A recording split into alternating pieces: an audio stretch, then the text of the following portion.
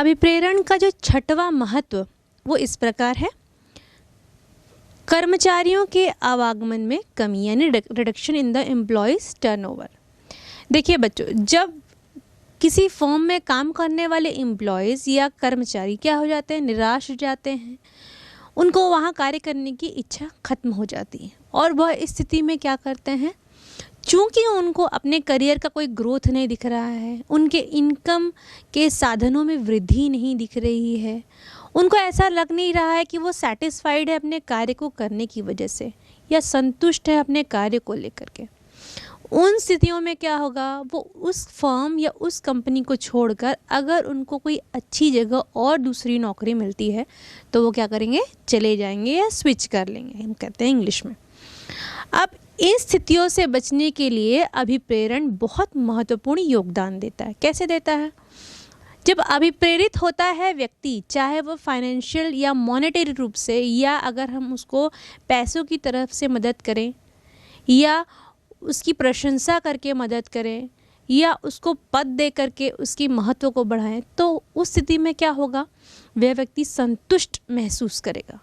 और जब वह संतुष्ट रहेगा, वह अपने वर्किंग एनवायरनमेंट या कार्य के वातावरण से संतुष्ट रहेगा, खुश रहेगा, तो वह क्या करेगा, दूसरी कंपनी में स्विच होने की या दूसरे कंपनी में जाने की नहीं सोचेगा। तो जो ये महत्व है या ये बिंदु यही स्पष्ट करता है कि कर्मचारियों के आवागमन में जो अभिप्रेरण है वो कमी करता है।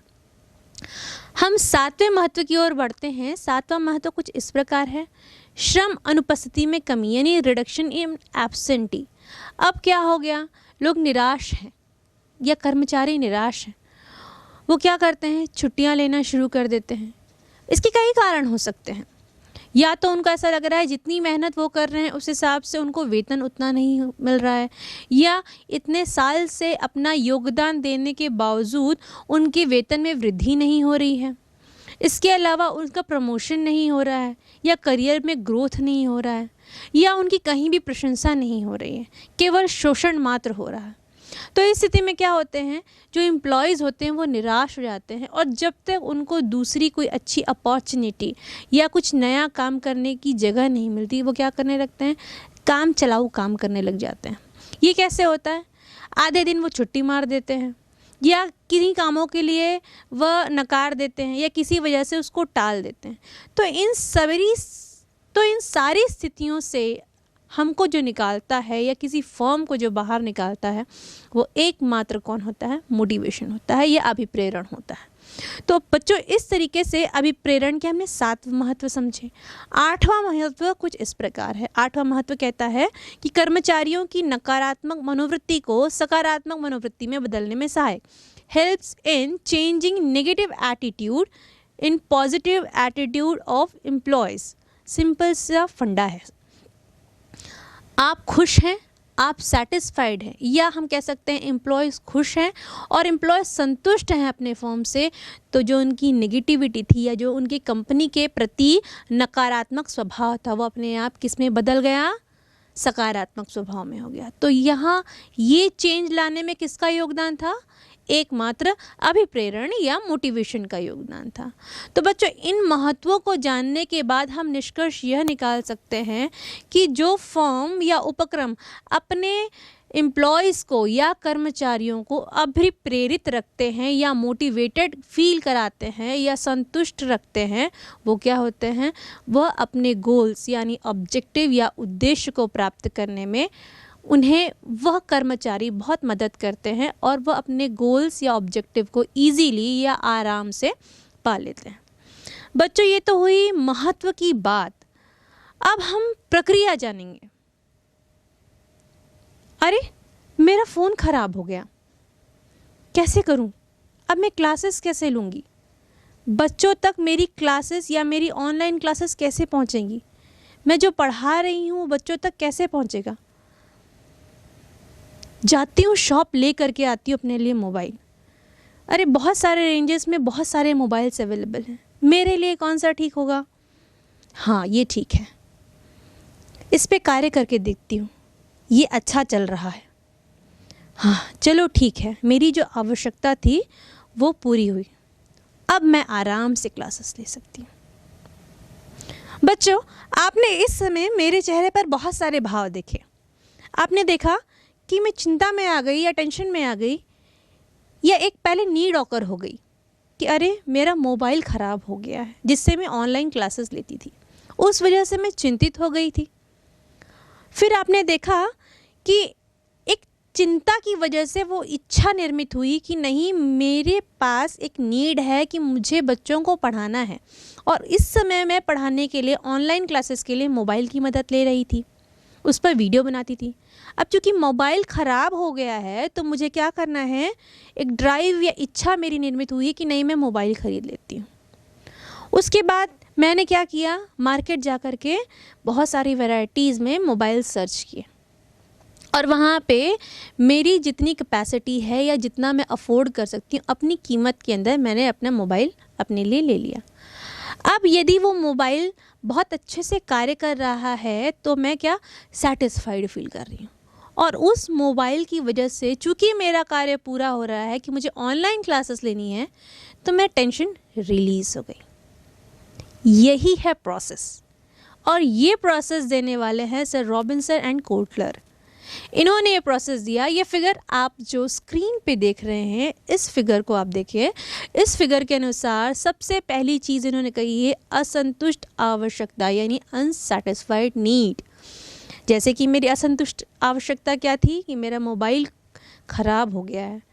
अब हर व्यक्ति के लिए या हर एम्प्लॉय के लिए क्या होता है, उसकी असंतुष्ट आवश्यकता अलग अलग होती है, जिसके लिए क्या करता है, छटपटाता है या उसको प्राप्त करने की कोशिश करता है।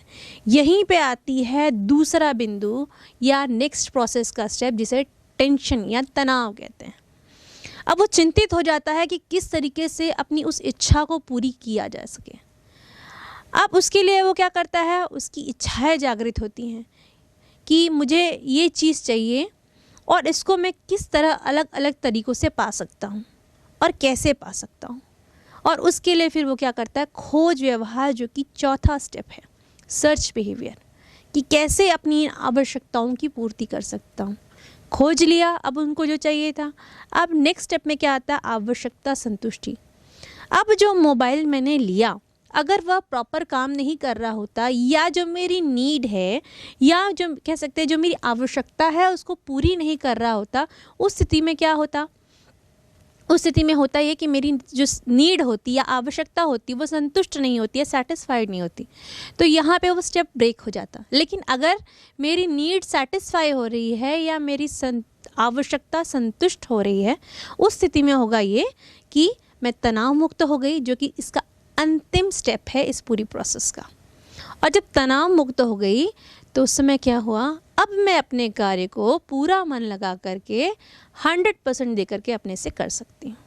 तो बच्चों, इस तरीके से आपने अभिप्रेरण की प्रक्रिया को एक उदाहरण से समझा। आइए अब हम मास्लो की हायरार्की थ्योरी जानेंगे, जो कि इस प्रकार है। इसे कहते हैं मास्लो की आवश्यकता प्राथमिकता विचारधारा या आवश्यकता क्रम सिद्धांत। सर मास्लो ने 1943 में यह जाना या यह आइडेंटिफाई किया कि किस तरीके से एक ह्यूमन या मनुष्य की नीड के क्रम को रखा जाए। ठीक है, अब वो नीड हमेशा बढ़ते क्रम में होनी चाहिए, उनके अनुसार ऐसा था, क्योंकि जो नीड है या आवश्यकता है वह अनंत है, वह कभी समाप्त नहीं हो सकती। लेकिन मोटिवेशन थ्योरी के अंतर्गत इस नीड थ्योरी या मास्लो की थ्योरी को जानने के लिए उन्होंने ये थ्योरी दी, या नीड को जानने के लिए उन्होंने अपनी एक थ्योरी दी। इस थ्योरी के अनुसार जो आप बोर्ड पे ये ट्रायंगल या त्रिकोण देख रहे हैं, इसमें जो स्टेप 1 या सबसे नीचे वाला पार्ट है वह सबसे पहली आवश्यकता होती है, जिसे हम शारीरिक आवश्यकता कहते हैं या फिजियोलॉजिकल नीड कहते हैं। इसमें क्या चीज़ें आती हैं बच्चों, जीवन जीने के लिए जो सबसे पहली चीज़ें होती हैं वो चीज़ें इन शारीरिक आवश्यकताओं में आती हैं। Food, shelter, clothing. फूड यानी भोजन, शेल्टर यानी मकान, क्लोथिंग यानी वस्त्र। ये जो होते हैं शारीरिक आवश्यकताओं में आते हैं। उसके बाद हम दूसरे क्रम की ओर चलेंगे। दूसरा क्रम क्या है, या दूसरा बिंदु क्या है? सुरक्षा तथा बचाव यानी सेफ्टी नीड्स। सेफ्टी नीड्स देखिए बच्चों दो प्रकार की होती हैं। पहली फिजिकल नीड्स होती हैं, दूसरी होती हैं इकोनॉमिकल नीड्स। फिजिकल नीड्स मतलब कहीं चोट ना लग जाए, ठीक है, और किसी वजह से कोई एक्सीडेंट ना हो जाए, ये सारी चीज़ें फिजिकल नीड्स में आती हैं। इसके अलावा और हम इकोनॉमिकल नीड्स कैसे, जो भविष्य में के लिए हम जो पैसे जमा करके रखते हैं वो सारी चीज़ें किस में आती हैं? इकोनॉमिकल नीड्स में आती हैं। इसके बाद आती है सामाजिक आवश्यकता। अब व्यक्ति के पास भोजन है, मकान है, वस्त्र है, वो सुरक्षित है, तब व्यक्ति क्या चाहेगा? वो व्यक्ति चाहेगा कि उसके सगे संबंधी हों जिनसे वो बातें कर सके, जिनसे वो मिल सके, जिनके साथ वो कुछ खुशी के क्षण व्यतीत कर सके। तो यहाँ आता है सामाजिक आवश्यकता या सोशल नीड्स। इसके बाद चौथा बिंदु कहता है कि सम्मान की आवश्यकता। यहाँ पे जो व्यक्ति है वो अपने लिए रिस्पेक्ट ढूंढता है, अपना स्टेटस बनाना चाहता है कि लोग उसका रिस्पेक्ट बने, वो इस पद पर ऐसा कार्य करे या कोई ऐसा कार्य करे जिससे उसकी लोग क्या करें? उसका सम्मान करें, उसका रिस्पेक्ट करें। उसके बाद आता है अंतिम जो है आत्म प्रेरित की आवश्यकता। इस नीड में क्या होता है? व्यक्ति जब अपने उद्देश्यों की पूर्ति कर लेता है तो यहाँ पे क्या आता है? ये आत्म प्रेरित नीड या आत्म प्रेरित आवश्यकता आती है। बच्चों जो मास्लो की हायरार्की थ्योरी आप देख रहे हैं, ये थ्योरी के अनुसार जो क्रम दिए गए हैं वो क्रम कभी परिवर्तित नहीं होते हैं। ये क्रम ऐसे ही बने होते हैं और इसमें जो संतुष्टि का क्रम आप देख रहे हैं नीचे से ऊपर की ओर जा रहा है। अब मास्लो की थ्योरी हम जान लेने के बाद हम क्या करते हैं कि जो मास्लो ने जो विचारधाराएं दी है या उनकी जो मान्यताएं हैं विचारधाराओं की, उनको जानते हैं। मास्लो की थ्योरी के अनुसार जो लोगों का व्यवहार होता है वो उनकी आवश्यकताओं पर डिपेंड करता है। जो लोग भूखे हैं, जो लोगों के पास मकान नहीं है, जिन लोगों के पास अच्छे वस्त्र नहीं हैं, उनका व्यवहार अलग रहेगा। जिन लोगों के पास ये सारी चीज़ें हैं लेकिन पद नहीं है, जैसे कि वो कार्य कर रहे हैं, उनका व्यवहार अलग रहेगा। तो जो पहली विचारधारा है या उसकी पहली मान्यता है वो इस तरीके से स्पष्ट होती है। दूसरी विचारधारा ये है कि लोगों की आवश्यकताएं अनेक हैं, उनका क्रम निर्धारित किया जा सकता है, जैसे कि इस फिगर में आप देख रहे हैं। तीसरा है कि संतुष्ट आवश्यकताओं से अभिप्रेरण बंद हो जाता है। एक बार व्यक्ति संतुष्ट हो गया तो उसका अभिप्रेरण बंद हो जाता है। ये मास्लो की थ्योरी के अनुसार है कि वो क्या करता, उस लेवल पे संतुष्ट हो गया है, अब वो क्या करेगा? अगले लेवल की ओर जाएगा। पहला लेवल सेटिस्फाइड हो गया, उसको मकान मिल गया, उसको अच्छा कपड़ा मिल गया, उसको अच्छा भोजन मिल गया, अब वो सेफ्टी नीड्स या सुरक्षा नीड्स की तरफ जाएगा।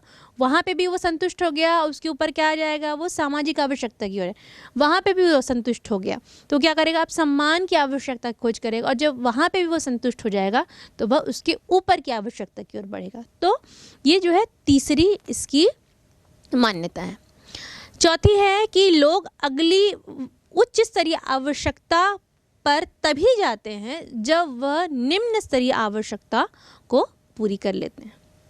तो बच्चों इस तरीके से हमने मास्लो की विचारधारा की मान्यता को जाना।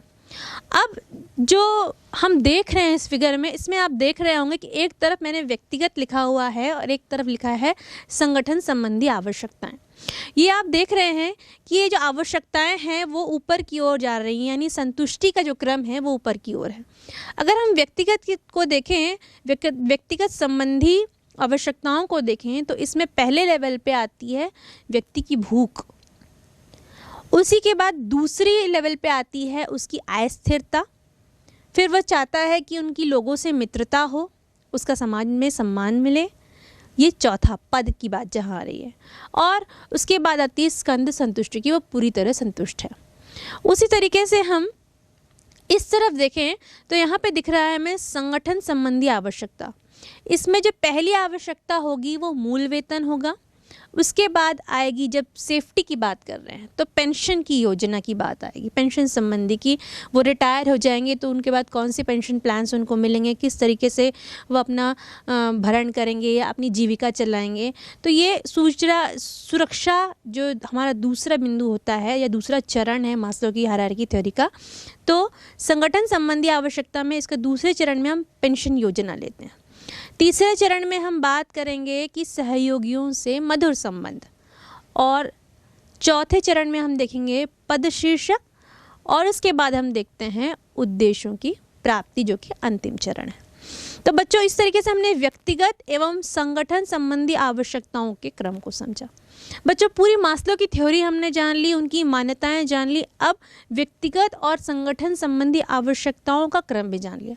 आइए इसकी कुछ आलोचनाओं को भी जानते हैं। जैसे कि आप यहाँ देख रहे हैं, यह हमने अभी तक पढ़ा भी है कि मास्लो जी ने क्या कहा कि इनकी जो प्राथमिक यानी शारीरिक आवश्यकताएं हैं वो स्थिर है। लेकिन मैं कहना चाहूँगी, या आप आगे भी देखेंगे कि यह स्थिर नहीं है, और दूसरी चीज़ यह परिस्थिति के अनुसार बदलती रहती है।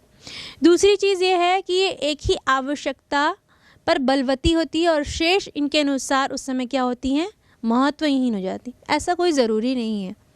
हो सकता है एक ही टाइम पे हमें घर में राशन भी बनना और उसी समय हमारे घर में कोई टेक्नोलॉजिकल डिफ़ॉल्ट हो गया हो, या हमारा टीवी ख़राब हो गया, हमारा मोबाइल ख़राब हो गया। उस स्थिति में दोनों ही चीज़ें अलग हो गई। या हो सकता है हमें हमारे ऑफिस में प्रमोशन की आवश्यकता हो। तो ऐसा हो सकता है क्या कि एक नीड सेटिस्फाइड जब तक नहीं हो रही तब तक दूसरी नहीं आ रही? नहीं, ऐसा पॉसिबल नहीं। तीसरी ये कहते हैं कि आवश्यकता का क्रम विभिन्न व्यक्तियों के लिए विभिन्न रहता है। हाँ, हर व्यक्ति के लिए हर जो आवश्यकता का क्रम होता है वो अलग अलग होता है। तो बच्चों, इस तरीके से हमने डिटेल में मास्लो की आवश्यकता की थ्योरी को जाना, या इसे हायरार्की को जाना। बच्चों, आइए अब हम अभिप्रेरण यानी मोटिवेशन किस किस तरीके के होते हैं वो जानते हैं। ये जो होते हैं वित्तीय या मौद्रिक तथा अवित्तीय या अमौद्रिक प्रेरणाएं होती हैं। ये दो तरीके से होते हैं।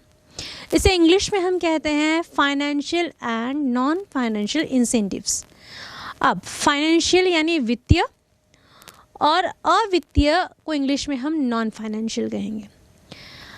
बच्चों, जैसे कि किसी गाड़ी को चलाने के लिए उसके सभी चक्कों का बराबर होना ज़रूरी है या ठीक होना ज़रूरी है, तभी वह गाड़ी ठीक से चलेगी। उसी तरह मोटिवेशन लेवल में ये जो दो प्रेरणाएं हैं, ये दोनों ही प्रेरणाएं जो हैं अपने एम्प्लॉयज़ को अभिप्रेरित यानी मोटिवेटेड करने के लिए ज़रूरी है। कोई भी एक प्रेरणा जो है हर स्थिति में अभिप्रेरित करने के काम नहीं आती। जो दोनों प्रेरणाएं हम देख रहे हैं, वित्तीय प्रेरणा और अवित्तीय प्रेरणा, इनको हम डिटेल में जानेंगे, और वित्तीय और अवित्तीय प्रेरणाएं कौन कौन सी होती हैं इन्हें हम एक एक करके समझेंगे। आइए सबसे पहले हम वित्तीय प्रेरणाओं को समझते हैं, यानी फाइनेंशियल इंसेंटिव्स क्या होते हैं। अब सवाल ये उठता है, फाइनेंशियल इंसेंटिव्स जो होते हैं वो प्रत्यक्ष रूप से जो होते हैं मुद्रा के रूप में आते हैं या उन पैसों के रूप में आते हैं जो कि एक एम्प्लॉय को मोटिवेट या अभिप्रेरित करता है। चाहे वह मुद्रा उसको उसकी सैलरी में दी जाए, या सैलरी को बढ़ा के दी जाए, या फिर उसको बोनस दिया जाए, या अलग तरीके से इंसेंटिव्स दिया जाए।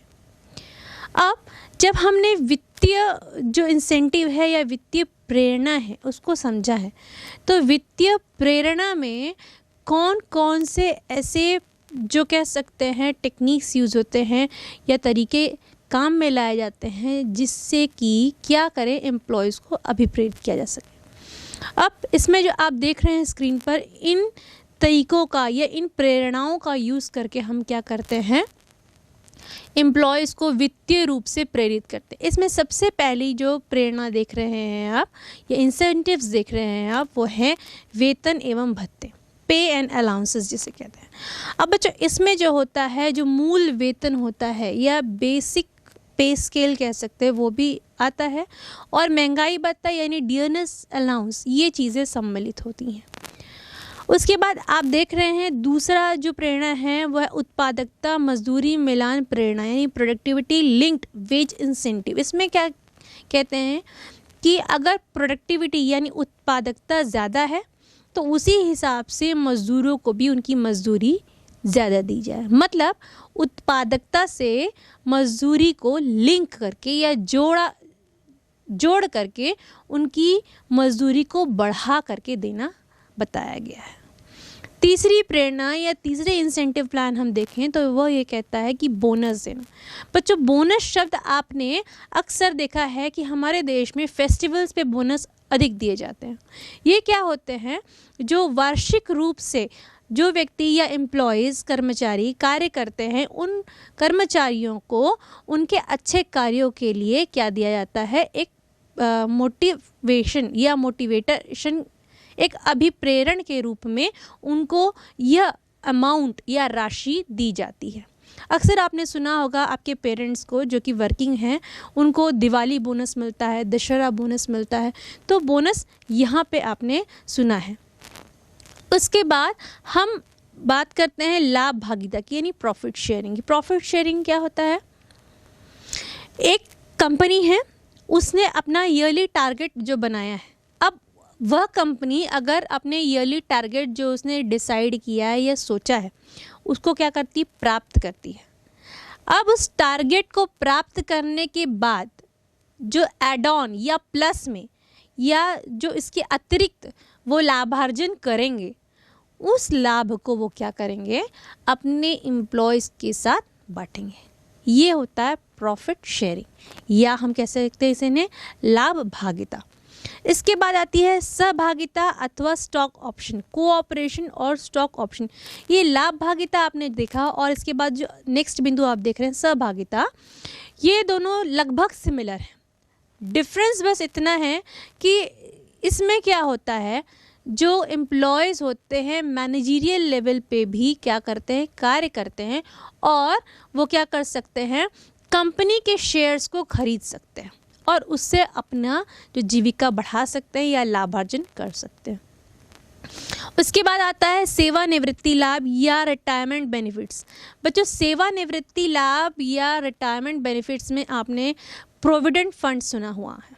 प्रोविडेंट फंड क्या होता है, इसमें जब तक व्यक्ति काम करता है उस समय से वो कुछ राशि और कंपनी जिस कंपनी में काम कर रहा है उस फर्म की तरफ से भी कुछ राशि ऐड होकर के उसको ब्याज के साथ उसके रिटायरमेंट के बाद दी जाती है।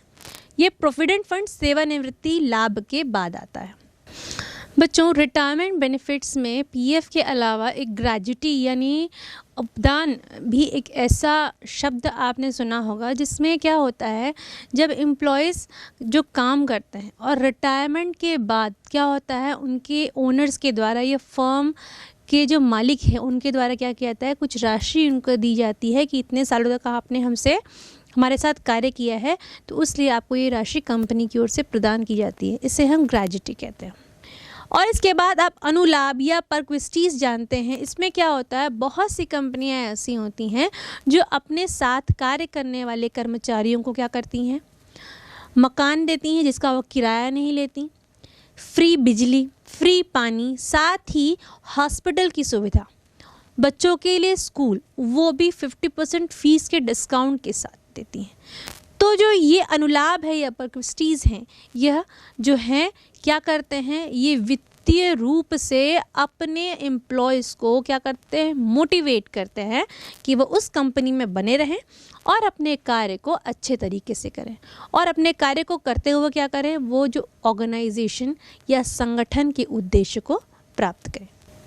बच्चों, वित्तीय हमने इंसेंटिव्स जाना या फाइनेंशियल इंसेंटिव्स में जितने भी इंसेंटिव प्लान्स काम करते हैं या इंसेंटिव्स जोड़े जाते हैं उनको जाना। आइए अब हम नॉन फाइनेंशियल इंसेंटिव प्लान्स को जानते हैं। बच्चों, ये जो नॉन फाइनेंशियल इंसेंटिव्स होते हैं वो बेसिकली क्या होते हैं, जो मिडिल लेवल मैनेजर्स या टॉप लेवल मैनेजर्स के लिए काम आते हैं। स्पेशली टॉप लेवल मैनेजर्स को हम कह सकते हैं क्योंकि यहाँ पर वो फाइनेंशियली तो खुद ही मजबूत होते हैं, तो फाइनेंशियली उनको ज़्यादा सोचने की ज़रूरत नहीं है या फाइनेंशियली नीड को सेटिस्फाई करने के लिए उनको मोटिवेट करने की कोई ज़रूरत नहीं है। यहाँ पे बात आती है उनकी मनोवैज्ञानिक स्थिति पर उनके संतुष्ट होने के भाव की। जैसे कि हो सकता है वह अपने कार्य के लिए वो प्रोत्साहन चाह रहे हों, या चाह रहे हो कि उनको 4 लोगों के बीच वो पद मिले, वो ओहदा मिले, वो रिस्पेक्ट मिले। इन सारी चीज़ों को जब ऐड करते हैं या जोड़ते हैं तो वहाँ पे जो आती है नॉन फाइनेंशियल बेनिफिट्स आती हैं, या अवित्तीय अथवा अमौद्रिक प्रेरणाएं आती हैं। अब अवित्तीय या अमौद्रिक प्रेरणाएं कुछ इस प्रकार हैं। पहली प्रेरणा है पद यानी स्टेटस। इसमें क्या होगा, इसमें जो एम्प्लॉय है उसको अलग से केबिन दिया जाएगा, मस्त फर्स्ट क्लास केबिन जहाँ पे सारी जो फैसिलिटीज़ हैं वो अवेलेबल होगी, बढ़िया फर्नीचर होगा, बढ़िया up to date laptop available होगा, वहाँ पे उसके पास बढ़िया फ़ोन होगा जिससे वो कॉल करके अपने सबऑर्डिनेट्स या सहकारियों को बुला सकता है। उसके लिए अलग से एक पीए अरेंज करके दिया जाएगा। तो इस स्थिति में क्या होगा, वो बड़ा रिस्पेक्टफुल फील करेगा और उसको ऐसा लगेगा कि नहीं, यहाँ पे मैं एक पद को धारण करता हूँ और उससे रिलेटेड जितनी भी रिक्वायरमेंट हैं और जितने भी अधिकार हैं वो मुझे मिले हैं। तो यहाँ पे वो मोटिवेटेड फील करेगा। ये होता है पद। उसके बाद आता है संगठनात्मक वातावरण, ऑर्गेनाइजेशनल कल्चर। जब किसी संगठन का कल्चर या वातावरण कह सकते हैं फ्रेंडली होगा या सौहार्दपूर्ण होगा, उस स्थिति में वहाँ पर कार्य करना बहुत आरामदायक हो जाएगा या इजी से हम काम कर सकते हैं। तो किसी भी ऑर्गेनाइजेशन का जब वर्किंग एनवायरनमेंट या कार्य करने का जो वातावरण है अच्छा होता है तो वहाँ पे कार्य करना भी आसान होता है। उससे क्या होता है, आप अपने कर्मचारियों या अपने अंडर जो एम्प्लॉयज़ कार्य कर रहे हैं उनके साथ आपकी बॉन्डिंग, आपके रिलेशन बहुत मजबूत होते हैं, जिससे कि क्या होता है, आप जो निर्देश आदेश दे रहे हैं या उनसे जो आदेश या निर्देश मिल रहे हैं या जो उनसे फीडबैक मिल रहा है उसके ऊपर कार्य करना आसान हो जाता है। इसके बाद तीसरा जो आता है वो है करियर बढ़ोतरी अवसर, करियर एडवांसमेंट। जब एम्प्लॉयज़ को लगता है कि नहीं, हम अच्छा कार्य करेंगे, समर्पण भाव से करेंगे तो हमारी पदोन्नति होने की संभावना है। पदोन्नति के साथ साथ हमारे सैलरी में भी इंक्रीमेंट होगा। यहाँ पदोन्नति से क्या होगा, स्टेटस बढ़ेगा। उनके मान लीजिए एक बी ग्रेड एम्प्लॉय है, अगर वो ग्रेड एम्प्लॉय बनता है तो अपने आप उसकी स्टेटस में डिफरेंस आ जाता है। इकोनॉमिकली ही नहीं, नॉन इकोनॉमिकली भी देखिएगा, उसको जो चीज़ें मिलेंगी जैसे जो कि मैंने पहले इसमें बताया था, पद मिलते ही क्या अन्य सुविधाएं भी मिल जाती हैं। तो उस स्थिति में वो क्या समझेगा, अपने आप को सेटिस्फाइड या संतुष्ट समझेगा और मोटिवेटेड फील करेगा, अभिप्रेरित फील करेगा और वो क्या करेगा, अपने समर्पण भाव से काम करेगा। किस लिए, ताकि वह संगठन जो है उसके ऑब्जेक्टिव को अचीव कर सके। इसके बाद जो नेक्स्ट प्रेरणा आती है वह है कार्य संपन्नता यानी जॉब इनरिचमेंट। जॉब इनरिचमेंट में क्या होगा, वो उसको सारे अधिकार दिए जाते हैं ताकि वह उस जो दिए गए कार्य है उसको वह अपने हिसाब से कर सके।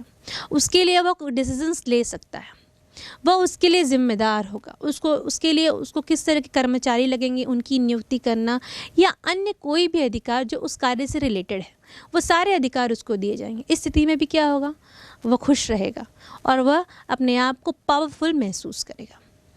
नेक्स्ट आता है कर्मचारी पहचान कार्यक्रम, एम्प्लॉय रिकॉग्निशन प्रोग्राम्स। जैसे कि मैंने बताया कि अपने अंडर जो एम्प्लॉयज़ काम करना है उनको पहचानना और उनको क्या करना, रिक्रूट करना या उनकी भर्ती करना।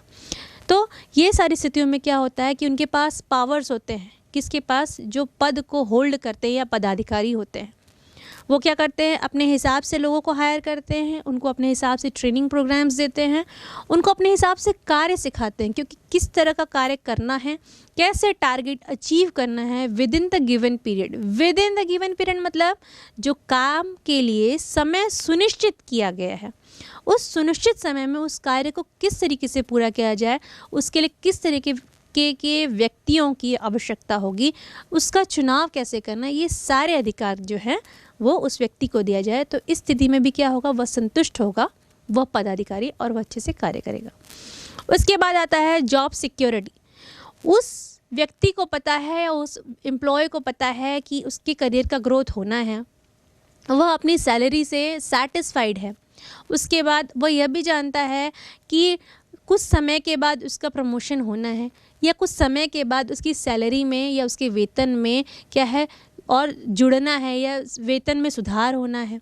तो इस स्थिति में क्या होगा, वो जानता है कि नहीं, मैं प्रॉपरली जॉब से सिक्योर हूँ, मुझे या मेरा कोई रिप्लेसमेंट नहीं है, या कोई व्यक्ति दूर से ऐसा नहीं आने वाला है कि मुझे मैनेजमेंट की तरफ से बोला जाए अब आपकी आवश्यकता नहीं, आप जा सकते हैं। ये स्थिति भी नहीं है। जब पूरी तरीके से वह व्यक्ति क्या है, सिक्योर है, संतुष्ट है, तो वह उस स्थिति में क्या करेगा, अपने समर्पण भाव से काम करेगा, क्योंकि उसको दूसरी चिंताएं ही नहीं हैं। वो इन चिंताओं से मुक्त हो चुका है कि उसका जॉब रहेगा या नहीं रहेगा, उसके करियर को ग्रोथ मिलेगा या नहीं मिलेगा, या उसकी मेहनत के हिसाब से उसको वेतन या अन्य फाइनेंशियल बेनिफिट्स या कह सकते हैं वित्तीय जो प्रेरणाएं दी जाएंगी कि नहीं जाएंगी, उनको ये चिंता करने की ज़रूरत नहीं, वो सब उनको मिल रहा है, वह संतुष्ट हैं। और इसलिए क्या करेंगे, सिर्फ और सिर्फ अब वो संगठन के किसके लिए, संगठन के लाभार्जन के लिए कार्य करेंगे। उसके बाद हम आगे आते हैं जो कह रहा है कर्मचारी भागीदारी यानी एम्प्लॉय पार्टिसिपेशन। मैनेजमेंट जो पॉलिसीज़ बनाती हैं, उन पॉलिसीज़ को बनाने, उनको इम्प्लीमेंट करने या लोगों पर लागू करने के लिए अब उनका भी योगदान होगा। यहाँ पे क्या हुआ, उनको और भी अधिकार मिल गए और भी संतुष्ट हो गए।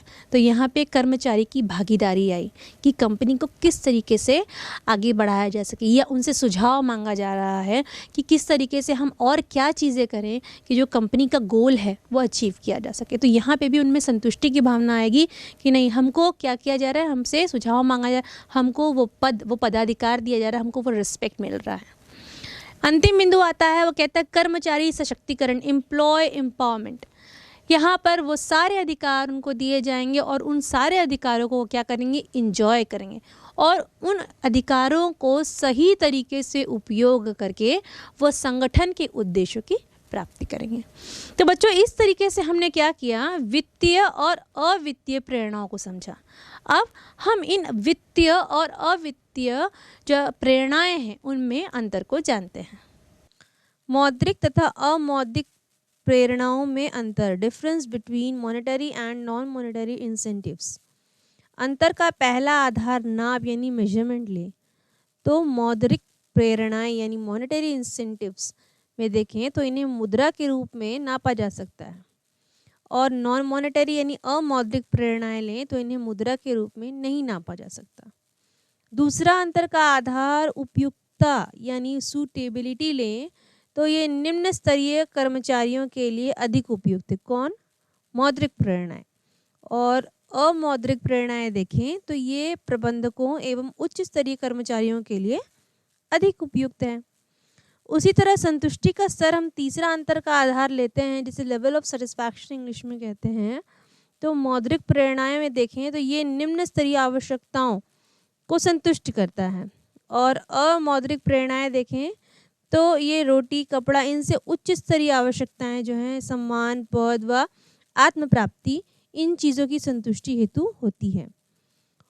उसी तरह हम चौथा अंतर का आधार देखने योग्य यानी विजिबिलिटी लें तो वित्तीय प्रेरणाओं को देखा जा सकता है क्योंकि इन्हें मुद्रा के रूप में आंका जा सकता है, और अवित्तीय प्रेरणाओं को देखा नहीं जा सकता क्योंकि इन्हें मुद्रा के रूप में मापा नहीं जा सकता।